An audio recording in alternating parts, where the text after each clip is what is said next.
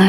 มือนี่สิพามาเที่ยวงานประจำปีอำเภอเบญจลักษณ์งานเพิ่นกระจัดตั้งแต่วันที่22ถึง28พฤษภาคมนี้จ้าผู้ใดอยู่ไกลผ่านมาทางนี้ก็แวะมาเที่ยวงานได้เด้อเพิ่นก็จะมีของเล่นมีชิงช้าสวรรค์มีบานลมกลางคืนเด็กๆเพิ่นก็จะมีคอนเสิร์ตเนาะมีทุกมื้อจ้าผู้ใดผ่านไปผ่านมาแวะได้เด้ออยู่ข้างทางน่ะสิเห็นป้ายสิเห็นแสงไฟหลายๆผู้ใดที่มาจากจังหวัดอุบลสิไปกันทะลักก็แวะได้จ้ามื้อนี้สาวพาเด็กน้อยมาหาเลาะเล่นเบิ่งแนวกินแนวอยากไปเล่นของเล่นแล้วเด้ลูกชายส่วนมาเฮาก็มาย่างเลาะว่าอันใดมันเป็นตาแซ่บเป็นตากินแน่ก็เลยมีแต่แนวอยากบัดนี้อยากได้เบิดซุอย่างซุแนวอร่อยส้มตำก็อยากลูกชิ้นก็อยากใส่กรอกก็อยากปลาหมึกย่างก็อยากบัดนี้แต่ว่าเบิ่งเงินในกระเป๋าเจ้าของซะมันมีหน่อยแท้เนาะมื้อนี้เป็นมื้อแรกคนก็อาจสิบ่หลายปานใดแต่ว่ายามกลางคืนดึกๆนั่นเพิ่นก็จะมีคอนเสิร์ตไอ้ไหมไทยใจตะวันไอ้ไหมมาแล้วจ้านี่คือจอมยุทธเด้เพิ่นว่า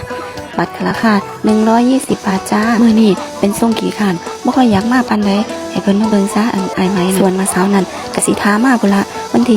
25 26พุ่นละก้านตองท่วงเงินชื่อบอกุหลาบ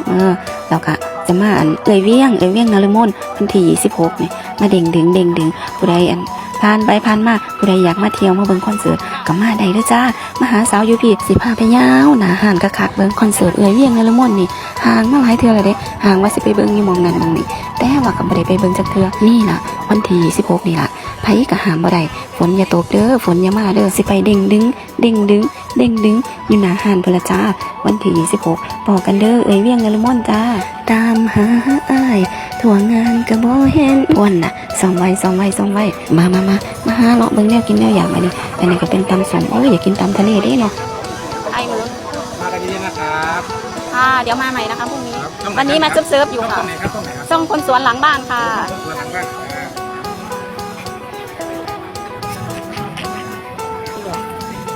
อาการฮอนหลายว่าสิลดหุ่นว่าสิเศร้ากินน้ำโคกน้ำเป๊ปซี่ก็อดบ่ได้ดอกจ้ามันฮอนเนาะได้เป๊ปซี่มาแก้วนึงนี่พายางมาเบิ่งกันงานเพิ่นว่าแต่ละมื้อนั่นมันมีคอนเสิร์ตอีหยังแน่นี่เบิ่งเอาเด้อผู้ใดจะมาเด้อ25ก้านตอง26เวียงนฤมล27ประกวดร้องเพลง28คาราบาวเพื่อชีวิต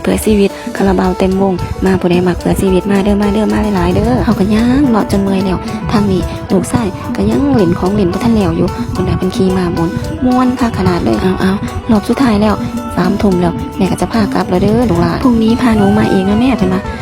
ไปใส่แม่พามาทุกมื้อได้เนาะสิทนเงินบ่ขนาดมามื้อนี้เลยต้องเบิด3-4 ร้อยแล้วได้ทั้งลูกน้อยทั้งลูกใหญ่ก็ยังว่ามักเลาะดีครับมักเลาะคือแม่ครับความสุขของเพิ่นเนาะเฮาเป็นแม่เฮาก็เฮ็ดเพื่อลูกได้ทุกอย่างอีหลีอีหลาก็ยอมคนเป็นพ่อที่ทิ่มลูกไปได้เนาะจังได้เอาหยังเฮ็ดใจคือสมาใจหลายใจดำแท้ก็บ่ได้ว่าดอกว่าก็คนบ่ได้เลี้ยงเนาะเขาก็บ่ได้มีความผูกพันมีอีหยังจังสิเลือกกันไปก็บ่ได้ตัดความเป็นพ่อเป็นลูกดอกแต่ว่าอันนี้นี่บ่เคยแม้แต่สิจับโทรศัพท์โทรหาลูกจักเทื่อสิเป็นปีแล้วจ้า